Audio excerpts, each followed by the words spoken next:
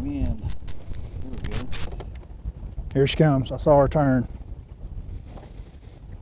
Yep, she's following you. Got her. Yeah, that's the right kind right there.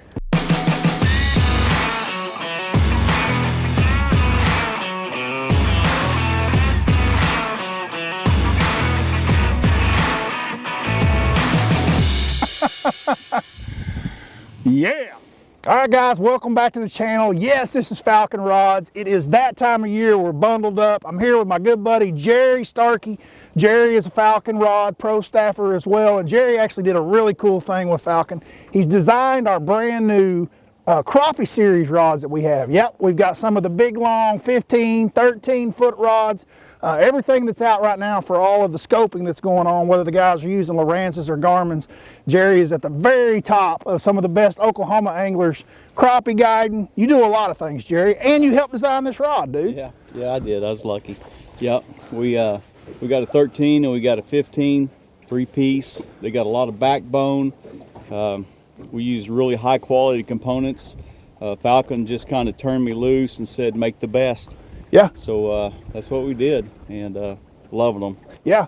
All of our lineup at Falcon Rods have always been known by fishermen for fishermen. I mean, that's really what all the design behind all of our rods has been for a long time. I've been throwing them since I was basically a kid. I was looking at a picture just the other day of me and Larry Ray, my old team partner, holding up a big sack of 10 killer. That picture is over 25 years old, and all those fish were caught on Falcon Rods. So I know what it means to me to be with Falcon and use their products. Guys, we're going to do some crappie fishing here in Oklahoma. It is wintertime. It's that time of year. You guys that are crawling out of the deer stands watching this video right now, you know exactly what I'm talking about.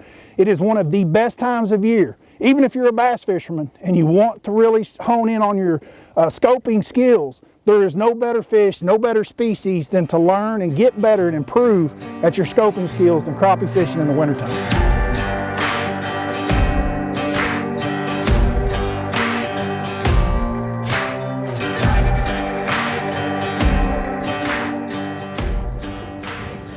10 foot is probably our magic number.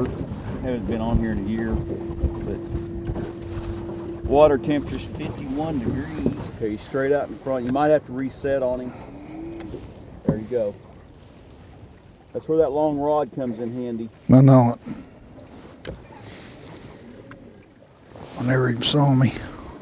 There he comes. Oh, there he comes. Come on, get him. Got him. Good job. I thought he was bigger than that. Bingo! That is incredible. Just straight up on them. That rod is just perfect for it. It's got all that backbone to it, and when you just pull up into them, it transfers that energy and gets a great hook set. You know, those spider rigging poles are just so limber. You bury that hook in them like instantly.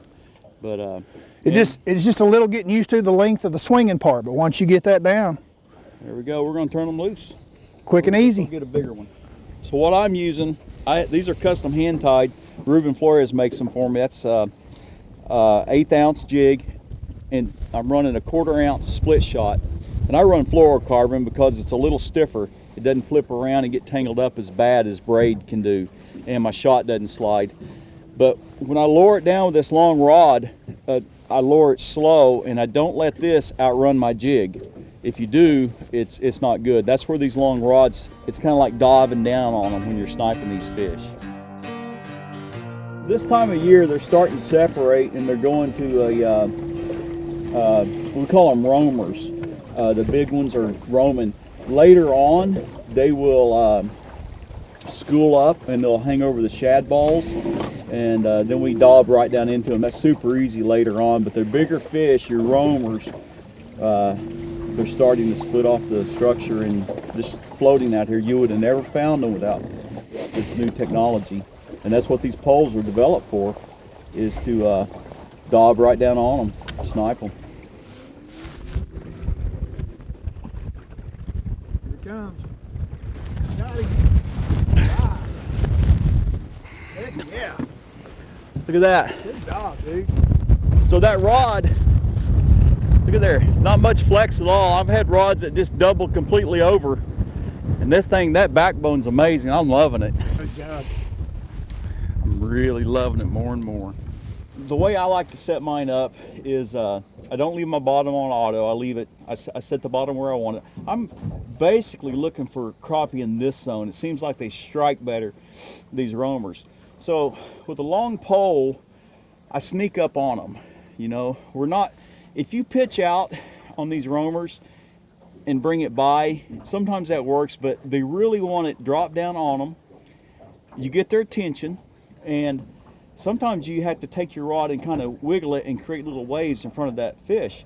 He's going to turn on a 45. Sometimes I've seen him turn on a 90. Yep. You slowly start taking it away from him, and that's where the control of a long rod works. You cannot pitch out with an 8-foot rod or bob down with it. You have 4 foot of deck in front of you. Yep. I mean, the fish would have to be right under your trolling motor. Right.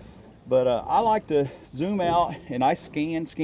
Once I see a bogey, I start zooming in. As I get closer and sneak up on him, I zoom in, and I usually stop at 20 feet. So that big long rod's actually allowing you to drop. You like to actually make your initial drop because you want it vertical. So you want that fish to be within 14, 15 foot of the boat, ideally, when you first create your first presentation, so that you are able to go down slow and vertical, get his attention, and then try to get that fish to turn somewhat vertical. That's right, and most of your crappies, almost all of them, they feed up. Yep. They will. It just triggers them. They don't like it getting away from them. They're kind of dormant and suspended, and then you have to get their attention, and that's why I kind of wiggle it. If you have a crappie that's coming up and you drop down below him, like the old school, Yep. you know, when we would just jig or knit one, pearl two, Yep. That crappie's going to turn and run almost all the time. If you drop it below him, he's done. That's not natural. We're learning that with this technology. A lot of the bass are the same way. A lot of them like to feed up. It depends on what fisheries we are across the country, but it's still a lot of that horizontal presentation where they want to come and look up at the bait, especially in the wintertime. There are a few times in the year when bass is a little different, where we can run one right by their nose and they'll go all the way to the bottom. They'll chase it and then eat it down there. But the multiple fish help you. Is it easier to get a bite if there's 2 or 3 of them as opposed to 1? Do you notice the competition thing? Not really. What I do notice is, you know, when they're schooled up, you will see in big schools, you will see them. It's almost like they give the okay for one of them to do it. I don't understand it with crappie. There's a big school, one of them will get the okay to get it. It's funny. There might be, I've had schools of crappie 40 feet long. I Really? measured them. And just one of them will slip out one real of them slow. gets permission to go after it. Really? And nobody else tries? Nobody else. And then you go down again and the next one's turn. Really? That's cool. It's amazing. That's cool. And we just now, and a lot of times you think you got a hit and you missed before live scope. We're learning now they're chasing that shot for some reason. You have to take these, you know, with this long pole, you have to really boogie it up quick and try to get that shot above him and then present that jig to him as it's coming up, because they'll hit that shot and you think, oh, I missed, but he just bumped your shot. Are you primarily using these long poles such as these that you've designed for Falcon, these 15 footers? Are you using them primarily with most of your crappie fishing throughout the year? And when they get suspended, I use the Caras and the Coastals, and we actually pitch in the big schools. But for sniping and going into structure and stuff like that, yeah, I've been running the prototype over a year now. Wow. And now they're on the market and doing good. So I tend to hold this pole. I put my fingers right in here. Yeah. This cork, it'll transfer energy, but nothing's going to transfer the energy like actually holding the blank itself. And chose not to put a gamekeeper or a hook keeper right here because it tends to ride. If we put it on the top side, for the bait caster guys doing this, it's right here. Yep. It's not the end of the world not having it. I can do it like this. And a lot of times I will walk this pole back, especially if I'm spot locked. Like there's a fish right here. Yep. I want to walk it back right into him like this. And it's not a big one. I'll see if I can get his attention. Like here, come on now. And see how I'm holding this pole way up here? Yep. You got to be careful not to slam it too hard because there's a lot on the back side, but it gives me options, and then I can push her right back out as the boat shifts around. Here he comes. There he is. Awesome. Little one, but that's a cool technique. you see how Yeah. this thing just flipped you right in. It was like, whew. Yeah, but that technique of being able to slide that rod back and forth as you get closer to the fish, or as that fish gets further away from you, and still keeping a vertical presentation on it instead of a horizontal where the bait's sweeping. So I'm going to put this this bait pop on mine. This enhances it actually on Livescope. It's a new product made by Bait Pop, and it's like chapstick. You just kind of put it on here, and it actually makes it stand out. It really does. And it's crazy how it works. You can actually, really, we put it on our line too a little bit, like that. Yep. It doesn't stay on forever, but it kind of enhances, and I'll put.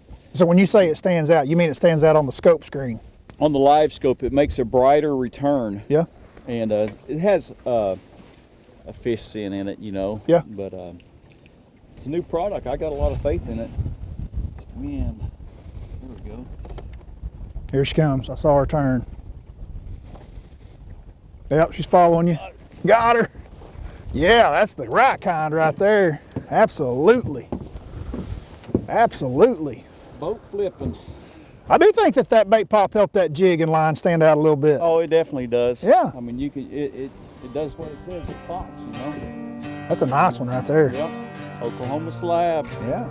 So I'm running the LS32 still, and I have this set up on a Sea Light pole. It's a company called Sea Light, and it goes into your rail system on the boat.